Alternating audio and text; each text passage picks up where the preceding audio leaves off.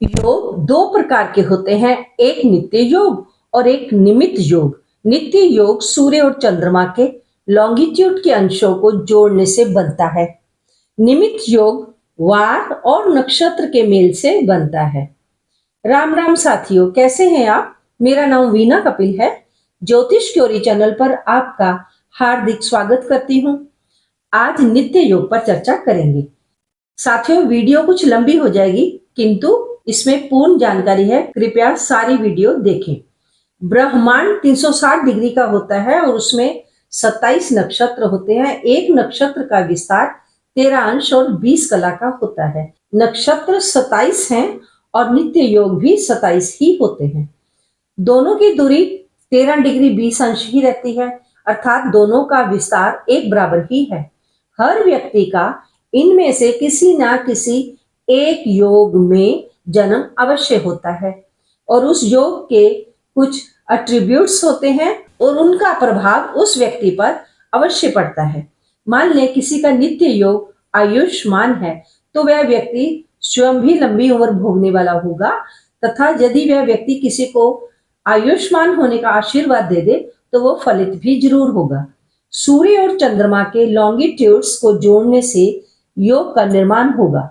मान लीजिए किसी व्यक्ति का जन्म कर्क राशि के 5 डिग्री पर हुआ और उस समय सूर्य मेष राशि की 10 डिग्री पर थे।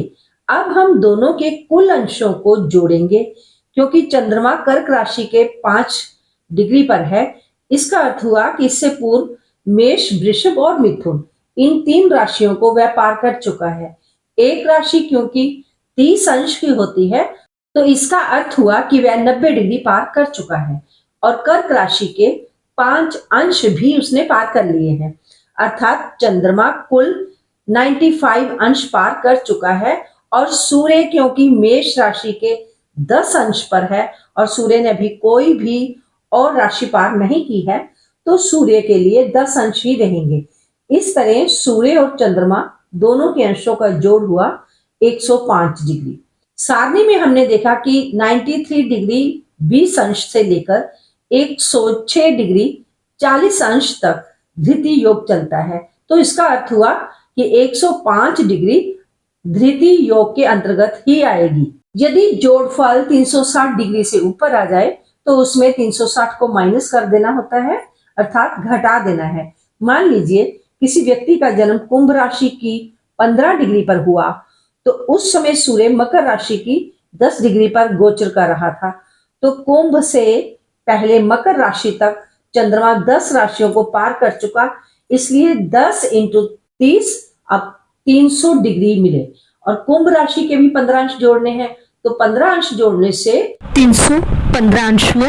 और उसके बाद सूर्य मकर राशि में आने से पहले 9 राशियों को पार कर चुका है, इसलिए 9 इंटू 30 270 हुए और उसमें मकर राशि के 10 अंश भी जोड़ दिए तो कुल 280 हुए।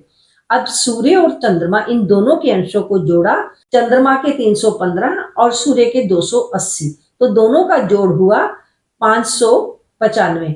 अब 595 में से 360 डिग्री को कम कर देंगे तो 235 डिग्री शेष बचेगा। इस सारणी में 226 अंश 40 कला से लेकर 240 अंश तक वरयान योग होने के कारण 235 डिग्री वरयान योग में ही आएगी।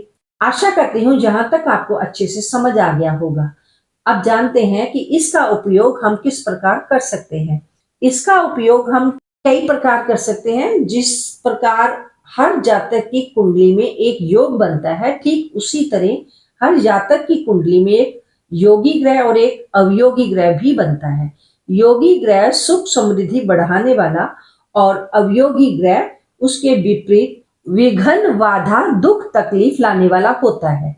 योगी ग्रह जिन भावों से हाउसेस से संबंध बनाएगा, उन भावों की चीजें हमें जीवन में सुख की प्राप्ति करवाती हैं। यदि कुंडली में योगी ग्रह अधिक अच्छी स्थिति में बैठा होगा तो ये हमारे सुखों के लिए कार्य करेगा, और अगर बुरी स्थिति में बैठा है तब फिर कष्ट मिलेगा। किस मात्रा में प्रभाव पड़ेगा, इसे जानने के लिए लगन की डिग्री को तथा जिस ग्रह पर हम विचार कर रहे हैं विचार अधीन उस ग्रह की डिग्री को देखा जाएगा। यदि डिग्रियों में कम अंतर है तो प्रभाव बहुत अधिक होगा। जितना अधिक डिग्रियों में अंतर बढ़ता जाएगा, प्रभाव उतना ही कम होता जाएगा। हम कुंडली के 12 भावों से संबंधित रिश्तों के साथ योगी और अवयोगी ग्रह के संबंधों को परख सकते हैं। कुंडली मिलान के समय भी इसका उपयोग कर सकते हैं। सारणी में मैंने 27 योगों के नाम दिए हैं, योगी और अवयोगी ग्रहों के नाम भी दिए हैं। सुविधा के लिए इस सारणी को भी आप देख सकते हैं। इसमें हर 3 योग के लिए योगी ग्रह और उसके साथ ही अवयोगी ग्रह भी दिया गया है। मान लीजिए किसी की जन्म पत्रिका में विषुकुंभ योग है, गण योग है या फिर परिध योग है। इन 3 योगों में से कोई भी योग है तो उनके लिए शनि ग्रह योगी ग्रह होगा तथा चंद्रमा अवयोगी ग्रह बनेगा। अर्थात जब कभी भी शनि की 7.5 आएगी तो इन्हें इतना कष्ट नहीं देगी। दूसरे लोगों के मुकाबले शनि की 7.5 इन लोगों के लिए कम चैलेंजिंग होगी, क्योंकि शनि ग्रह इनके लिए योगी ग्रह है और समृद्धि लाने वाला ग्रह है। अब देखिए, जिन लोगों का जन्म शोभन योग, हर्षण योग या शुभ योग में हुआ है तो उनके लिए सूर्य योगी ग्रह बनेंगे और शनि अवयोगी ग्रह बनेंगे। ऐसे में उन लोगों के लिए शनि की 7.5 दूसरों की अपेक्षा अधिक चैलेंजिंग होगी। अब कैसे पता करें कि कोई व्यक्ति हमारे लिए समृद्धि लाने वाला है या नहीं? इससे पूर्व मैंने बताया था कि कुंडली के 12 भावों के रिश्तों के लिए भी योगी और अवयोगी ग्रह की धारणा का प्रयोग हम लोग कर सकते हैं। एक के योगी ग्रह का दूसरे की कुंडली के इच्छित भावेश के साथ जब युति संबंध अथवा दृष्टि संबंध बनेगा तो दूसरे व्यक्ति के जीवन में भी सुख समृद्धि का आगमन होता है। इस संबंध के प्रभाव की गहराई लगन की डिग्री तथा उस ग्रह की डिग्री के अंतर पर निर्भर करती है।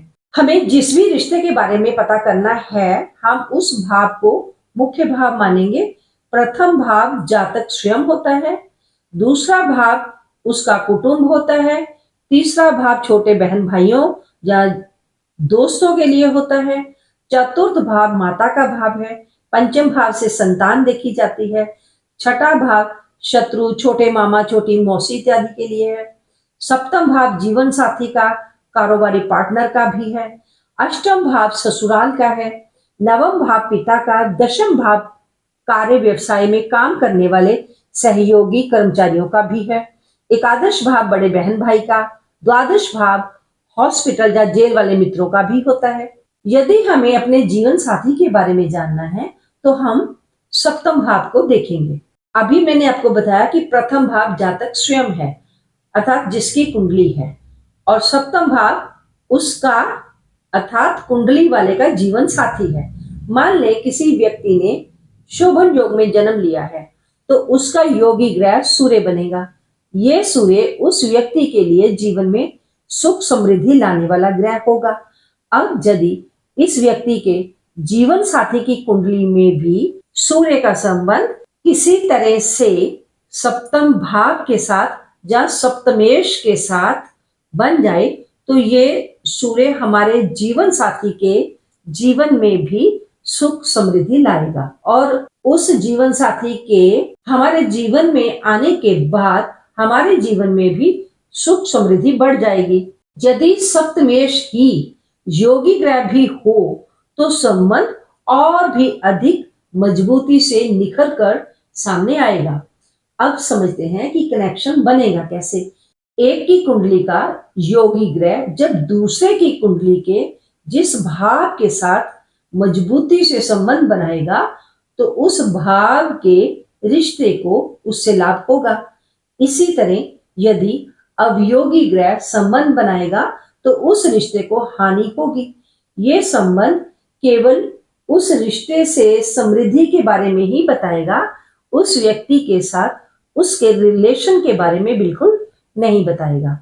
अभी हम सप्तम भाव के बारे में जानने वाले हैं, लेकिन जो नियम बता रही हूं वो सप्तम भाव के लिए तो प्रयोग कर ही रहे हैं, वही नियम बाकी भावों के रिश्तों के लिए भी हम लोग प्रयोग करने वाले हैं। जीवन साथी के विषय में जानना है, इसलिए सप्तम भाव और सप्तमेश को देखेंगे। अगर माँ के बारे में जानना होता तो चतुर्थ भाव और चतुरेश को देखते। यदि छोटे बहन भाई के बारे में देखना होता तो तीसरे भाव को देखते और तृतीयेश को देखते।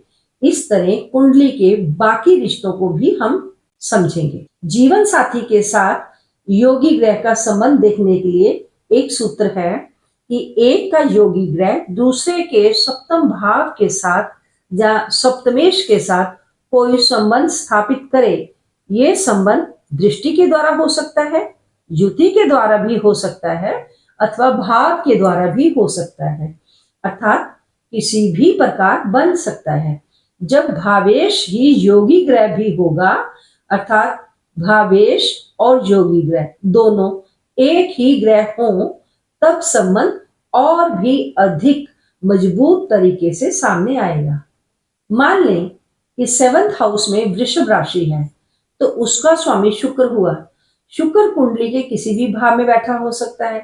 अब यदि सूर्य का संबंध शुक्र से बन जाए तो व्यक्ति के जीवन में प्रॉस्पेरिटी आ जाएगी। ये कनेक्शन जितना स्ट्रांग होगा और जितना योगी ग्रह बली होगा, ग्रह की इंटेंसिटी जितनी अधिक स्ट्रांग होगी, उसका प्रभाव उतना ही अधिक होगा। अब इसे एक उदाहरण से समझते हैं। मान लें कि एक की कुंडली में योगी ग्रह सूर्य है, ऐसा सूर्य समृद्धि दिलाएगा, और दूसरे की कुंडली में सप्तम भाव में वृषभ राशि है। अब वृषभ राशि का स्वामी शुक्र ग्रह होता है, और शुक्र ग्रह मान लो दशम भाव में बैठा हुआ है। अब यदि सूर्य शुक्र के साथ कोई संबंध बना ले, दृष्टि के द्वारा बना ले, युति के द्वारा बना ले, या किसी भी तरह का कनेक्शन बना ले, तो सूर्य की समृद्धि जातक के जीवन साथी के जीवन में आने से शुरू हो जाएगी। अब समझते हैं कि कनेक्शन बनेगा कैसे। इस कुंडली में यदि सूर्य शुक्र के साथ दशम भाव में बैठ जाए तो युति संबंध बन जाएगा, या फिर चतुर्थ भाव में बैठ जाए और शुक्र को देख ले तो भी दृष्टि संबंध बन जाएगा। सूर्य स्वयं प्रथम भाव में बैठ जाए और सप्तम भाव को देखे तब भी संबंध बन जाएगा, या फिर सूर्य सप्तम भाव में ही बैठ जाए तो सप्तम भाव के साथ उसका संबंध बन जाएगा। वैसे किसी भी क्रूर ग्रह का सप्तम भाव में बैठना अच्छा नहीं माना जाता, और सूर्य भी क्रूर ग्रह है। सूर्य को सप्तम भाव में विवाहिक सुखों के लिए, संबंधों के लिए बिल्कुल भी अच्छा नहीं माना जाता। ये टेक्निक ये नहीं बताती कि रिलेशनशिप कैसी चलेगी, ये टेक्निक केवल यही बताती है कि समृद्धि कैसी रहेगी। सूर्य इस भाव में बैठकर विवाहित संबंधों को खराब करेंगे। इसलिए इस उदाहरण में इस व्यक्ति के विवाहित जीवन में कुछ ना कुछ कमी तो अवश्य रहेगी, किंतु ये तय है कि अब उस व्यक्ति के जीवन में उसके जीवन साथी के आने के बाद उसके जीवन में समृद्धि अवश्य आएगी। अब ये संबंध जितना अधिक स्ट्रांग होगा तथा योगी ग्रह जितना अधिक बली होगा, उसी के अनुसार प्रॉस्पेरिटी भी उसी के हिसाब से ही आएगी। सभी ग्रहों की 7वीं दृष्टि होती है, किंतु मंगल, गुरु और शनि की 7वीं दृष्टि के अलावा और दृष्टियां भी होती हैं। इनकी दृष्टियों को आप स्क्रीन पर देख लें। मान ले कोई दूसरा व्यक्ति जिसका जन्म शूल योग में हुआ है, उसके लिए गुरु उसका योगी ग्रह बनेगा। गुरु ग्रह की 5वीं, 7वीं और 9वीं दृष्टि होती है। गुरु यदि तीसरे भाव में बैठेगा तो अपनी 5वीं दृष्टि से सप्तम भाव को देखेगा। गुरु यदि लगन में बैठ जाएगा तो 7वीं दृष्टि से सप्तम भाव को देखेगा, और गुरु यदि एकादश भाव में बैठेगा तब वो अपनी 9वीं दृष्टि से सप्तम भाव को देखेगा। तीनों स्थान से दृष्टि संबंध बन सकता है, तब भी कनेक्शन बनेगा। अब यदि गुरु सप्तम भाव में ही बैठ जाए तब ये संबंध और भी अधिक गहरा बनेगा, और यदि गुरु दशम भाव में शुक्र के साथ बैठ जाए तब भी ये संबंध बनेगा। कोई ग्रह जितने अधिक तरीकों से किसी के साथ कनेक्ट होता है तो उसका प्रभाव उतना ही अधिक होता जाता है। मान लीजिए यदि योगी ग्रह डायरेक्टली उस भाव से जुड़ा हो तो फल और भी अधिक अच्छा मिलेगा, बजाय इसके कि इस भाव का कोई और स्वामी ग्रह हो। कुंडली में मान लें गुरु तीसरे भाव में और शुक्र एकादश भाव में बैठे हैं, तो गुरु की दृष्टि सप्तम भाव पर भी होगी और साथ ही साथ शुक्र पर भी होगी। इसका मतलब हुआ कि अब गुरु दो तरह से सप्तम भाव से जुड़ गया है। कोई ग्रह जितने ज्यादा तरीकों से किसी भाव से कनेक्ट होता है, रिजल्ट की इंटेंसिटी उतना अधिक बढ़ जाती है। अब मान लें कि कोई व्यक्ति साधे योग में पैदा हुआ है, तो उसके लिए योगी ग्रह शुक्र हो जाएगा। अब शुक्र यदि सप्तमेश भी हुआ और योगी ग्रह भी हुआ, ऐसे में शुक्र चाहे व्यय भाव में ही क्यों ना बैठ जाए, तब भी सप्तम भाव से कनेक्टेड माना जाएगा। अब अगर ये शुक्र द्वादश भाव की बजाय मान लो लगन में बैठ जाता है, तो लगन में बैठते ही उसकी सीधी दृष्टि सप्तम भाव पर भी पड़ेगी, तो शुक्र सीधे अपने आप से कनेक्ट होने के कारण अधिक प्रभावशाली हो जाएगा। इंटेंसिटी कैसे डिसाइड होती है? यदि आप भाव से भाव का संबंध देखना चाहते हैं, तो इसके लिए एक सूत्र है कि जिस ग्रह को भी आप देख रहे हैं उस ग्रह की डिग्री देखें कि यदि लगन के बराबर या आसपास है तो उसका ज्यादा प्रभाव होगा। अगर इस ग्रह की डिग्री और लगन की डिग्री में बहुत अधिक अंतर होगा तो उसका प्रभाव भी उसी अनुपात में फिर कम होता जाएगा। मान लेते हैं कि सूर्य 24 डिग्री का दूसरे भाव में है और शनि 20 डिग्री का होकर द्वादश भाव में है। अब दोनों में 4 डिग्री का अंतर रहा, अंतर कम है, इसलिए शनि की दृष्टि का सूर्य पर बहुत अधिक अच्छा प्रभाव पड़ेगा। अब अगर मान लेते हैं कि सूर्य तो 24 डिग्री के ही हैं और शनि 1 डिग्री का है, तो दोनों का अंतर हो गया 23 डिग्री। अब अंतर अधिक होने के कारण दोनों ग्रहों में कनेक्शन कमजोर गिना जाएगा और प्रभाव भी अब ना के बराबर ही होगा। कनेक्शन जितना अधिक स्ट्रांग होता है, रिजल्ट की परिभाषा भी उतनी ही अधिक मजबूती से सामने आती है। यदि यह ग्रह केवल भाव के साथ ही संबंध बनाए तो उसकी गहराई कैसे काउंट की जाती है? आप जानते हैं कि जो डिग्री लगन की होती है वही डिग्री कुंडली के बाकी के 11 भावों की भी होती है। यदि कोई ग्रह किसी कारण से कमजोर भी है किंतु लगन की डिग्री के बराबर है, तब भी वह पूरी मजबूती से अपना फल देता है। मान लें लगन की डिग्री 2 है और शनि 25 डिग्री का होकर नवम भाव पर प्रभाव डाल रहा है, तो लगन की डिग्री 2 और शनि की डिग्री 25, इन दोनों में अंतर 23 डिग्री का हो जाएगा, जो कि बहुत अधिक है। इस कारण प्रभाव नहीं पड़ेगा। यदि अंतर 0 से लेकर 10 डिग्री के भीतर हो तो प्रभाव अच्छा पड़ता है। यदि 10 से ऊपर 15 के अंदर हो तब प्रभाव बहुत ही कम रह जाता है और ना के बराबर ही होता है। अब यदि इससे भी ऊपर होगा तो प्रभाव होगा ही नहीं। राहु केतु की स्थिति में यदि यह ग्रह इच्छित भाव में बैठ जाए तो प्रोमिनेंट फल करते हैं। राहु केतु का राशि स्वामी भी इसी प्रकार इच्छित भाव से कनेक्शन बना ले तो भी ये ठीक ठाक रिजल्ट दे देते हैं। अवयोगी ग्रह योगी ग्रहों के बिल्कुल विपरीत कार्य करते हैं। यदि योगी ग्रह और अवयोगी ग्रह दोनों ही किसी भाव से कनेक्ट हो जाएं, तब उस समय हमें ये देखना है कि हमारे इच्छित भाव के साथ इन दोनों में से कौन सा ग्रह उस भाव से अधिक प्रोमिनेंट रूप से कनेक्ट है।